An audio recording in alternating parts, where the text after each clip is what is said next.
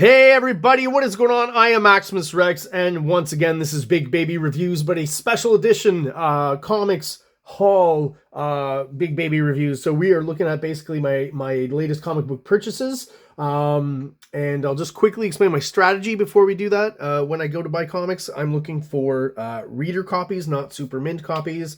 I'm looking for good deals, low prices. So basically I won't pay much for the issues I'm looking for specifically. Like right now on my list, there's some Amazing Spider-Man, there's some Spawn. I'll get into that as we go through the comics.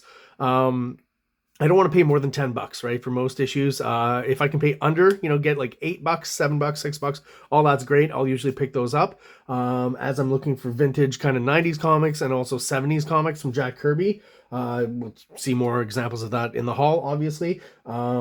And my basic strategy usually also involves what I would call bigger purchase, where I'm willing to spend a little bit more on a key issue that's really hard to find. So I'll start off with that, and then we'll kind of work our way to some of the cheaper comics after that, the better deals.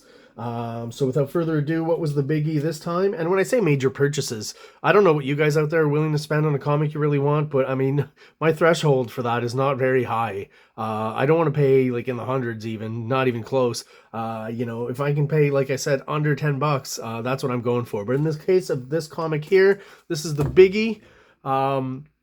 Spawn, which one is this? 97. I assume it's hard to find for two reasons. Any of the Spawn stuff. Basically, I'm trying to close off my Spawn 1 to 100. And I'm just missing like 3 issues right now. After having bought these 2 that you're going to see today. This one, another one. And this one is just the run in the 90s, just after the 80s, right? Starting around 90, they're really hard to find and were really hard to find. I got a few good deals here and there, but mostly I had to pay a little bit more to get some of those issues from 90 to 100. And this is one of those. And the second reason I think is because of Angela's appearance. This is probably just a little bit before, maybe, I'm assuming. I don't know for sure. If you guys know, let me know in the comments if you have more details on the timeline on this. But I assume this is before all the hoopla and the legal battles with Neil Gaiman over the rights for Angela, so this might be like her last legal appearance, if I can put it that way. And it was just, it was hard to find a good price on. I think I looked at my comic book online.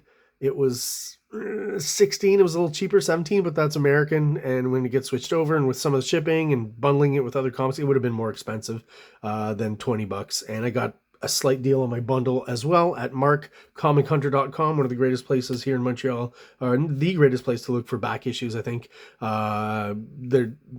It's basically one whole floor or half a floor of an apartment old industrial building, and it's huge, and they just have everything and anything you're looking for, dollar bins, huge back issue section, signed comics. You'll see some of those in my batch as well. So if you're ever in Montreal, you want to look for some deep cuts and stuff, definitely recommend you go to comichunter.com and talk to Mark, and you'll see him plugged all throughout the video on all these comics I purchased there, right? He's a smart marketer.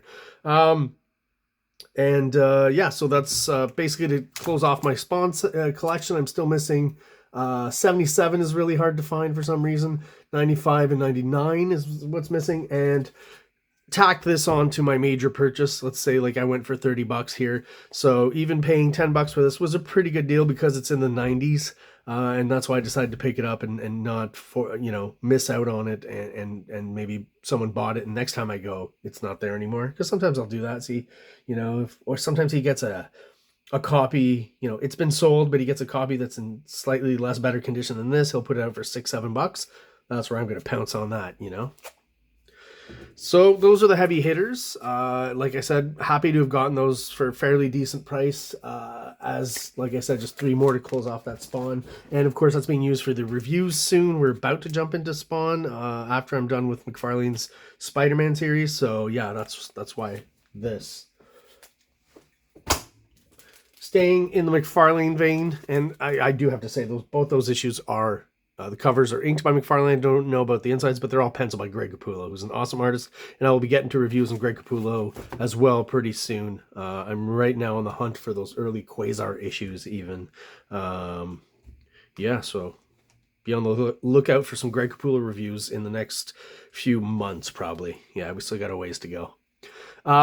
So this just it's a pretty good, decent copy. It's got a few little folds and stuff, but I mean, really good condition. $4 for early McFarlane on Amazing Spider-Man is a great deal, I think, overall. And there were 2 opportunities like that, so it's $3.19 and $3.20. So together, $10. This one's $6. Pretty decent condition as well. Definitely what I would call a good reader copy. You know, whoever had it took care of it, but it's been read. Don't think it's crisp anymore. I haven't opened it up yet, but. And this Amazing Spider-Man, yeah, that's the one I'm missing the most. I haven't done reviews on early Todd on Amazing Spider-Man. I've done a few because I only had a few issues. I don't know if I'll ever backtrack to come back and do these, but I still kind of, you know, feel that collector need to have them all in my collection. I've never had his whole run of Amazing Spider-Man, so definitely looking forward to completing that at some point with some cheap reader copies. Like I just noticed, actually, there's a big rip here. Which is fine. That's why it's $4. Good deal. All right, so now we're going to go down Jack Kirby lane with a few examples here. So this is, man, the actual title. Yeah, okay, it is right here. Very small. Superman's Pal, Jimmy Olsen is the series. It's been drawn by Jack Kirby. All you know, before this and after this. This is issue 140 for $5. Pretty good.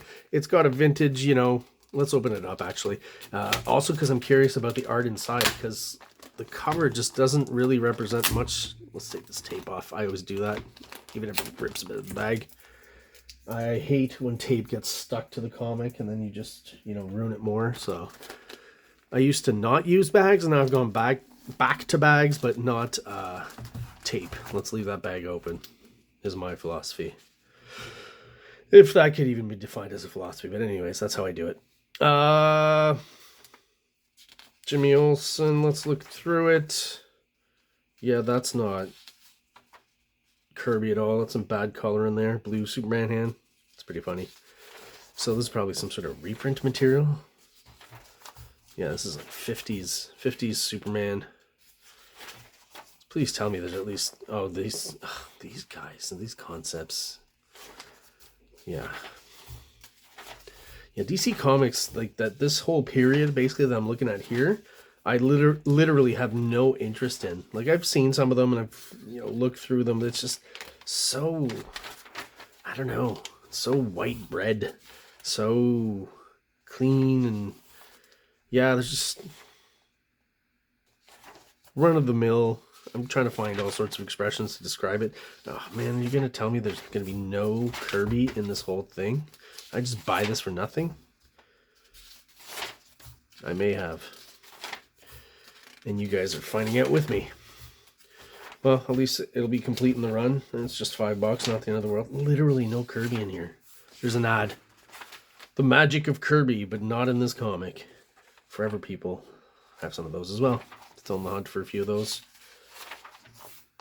Oh my god. Yeah, I just literally bought the kind of comic I just have no interest in. It'll fill a gap, I guess. How did I not? I should have researched that more, right?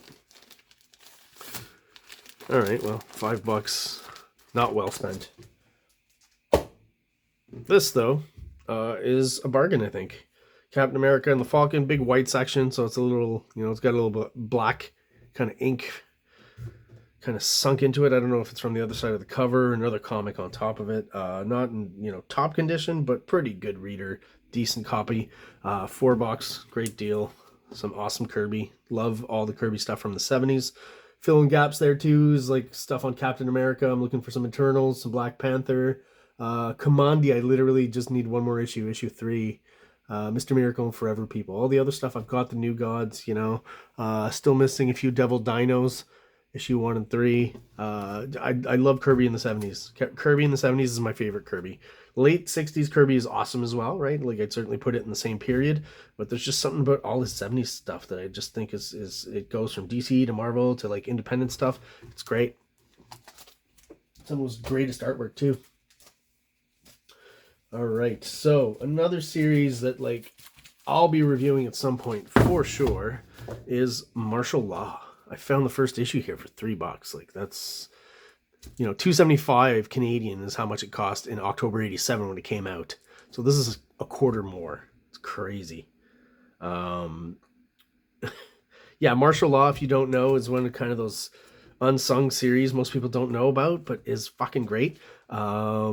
Yeah, he's got that kind of Judge Dredd look, right? It's British guys doing it, but it's like if Judge Dredd could even be more on like steroids and cocaine, Martial Law is basically that. It's someone said it before. I don't know where exactly. It's maybe in Wizard and Palmer's Picks, but that like, and I agreed with it. So it's not my idea, but I certainly agree with it, and we'll pass that idea on.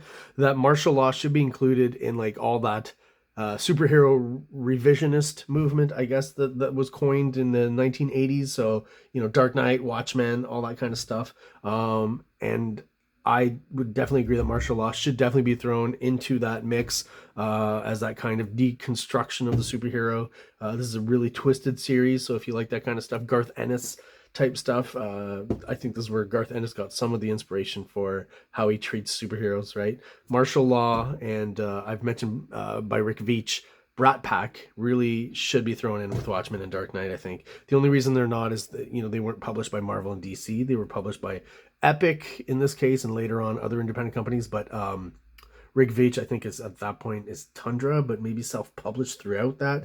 Not big companies or anything, but I think they definitely all belong together.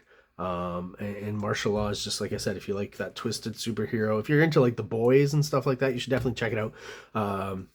Check out this series, Martial Law, as well as Brat Pack by Rick Veitch. So yeah, good steal here, $3 for that issue. So I had issue 2, 3, and maybe 4, and I wasn't sure if I had 4 or not, so I just bought it. $4 was a pretty good price for that too. Funny how issue 4 costs more than issue 3. Maybe it's something to do with the condition, but I gotta say, these would not qualify them as reader copies. They're in really good condition, actually. Yeah, and then so the Savage Dragon has a miniseries with Martial Law as well. I've never read this one, so this I've read, I'm pretty sure, and I'm just kind of getting back issues, and we'll eventually do reviews on them. Again, a lot of these purchases are in light of doing reviews on comics that I like, and that some of them I haven't read yet, and these ones will definitely go in there, and I'll have to read them. Pretty sure I'm going to enjoy this, though. I do still enjoy Martial Law. I read it recently. I didn't read it back in the day.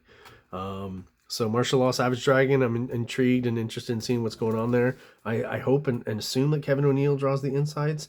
I guess I'll find out soon enough. And I mean, $8 for each. I mean, it's a pretty good deal. I think these are probably not in high demand or high print run, and probably fairly hard to find. I don't know. I could be wrong on that, but I've never really seen them around. So there you go. Martial Law, Savage Dragon, some martial law stuff. And we finish off with kind of one of my, I wouldn't say my favorite section, but an interesting section at Comics Hunter is the signed comic book section. So some of them have certificates of authenticity. Did I say that right? Authenticity.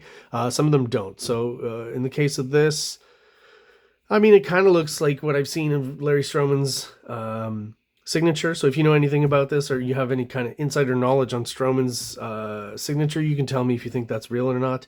But for $6, I took a chance on this one, and this here, I gotta say, just intrigued me. It's a comic book that's in French, came out in September 2012, so like 12 years ago. But just something about the artwork kind of called out to me. There's a bit of a McFarlane vibe, but like, filters through something a little bit different.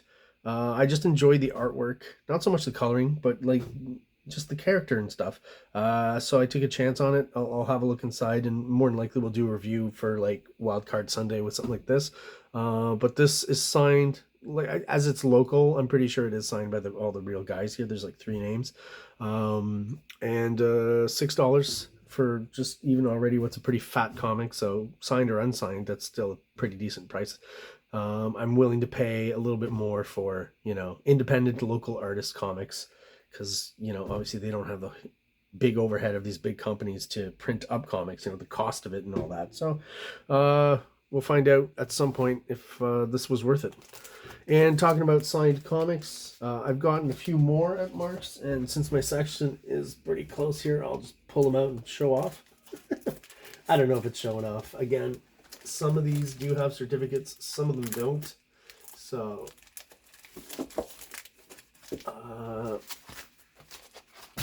So I've got this issue of Comics Greatest World. This is Dark Horse Comics, The Machine. I remember this back in the day, 90s.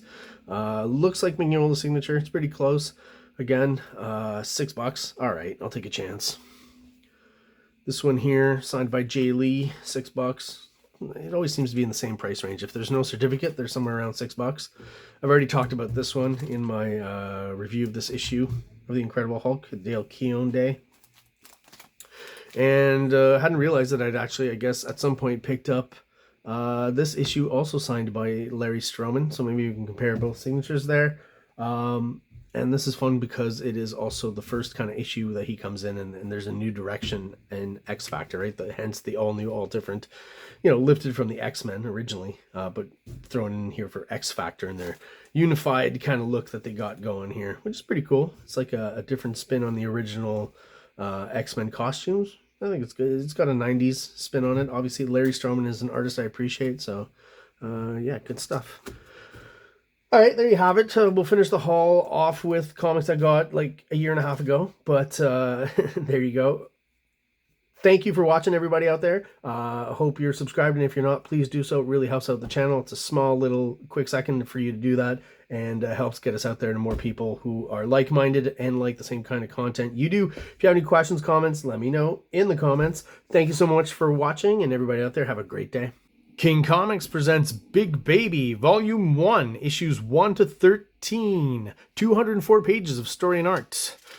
King Comics also presents Star Crasher one-shot, 32 pages, cosmic sci-fi surrealist adventure. You can find these fine comics at kingcomics.ca, at MaximusRex13 on Instagram, or on Facebook, MaxRex or Big Baby. Like!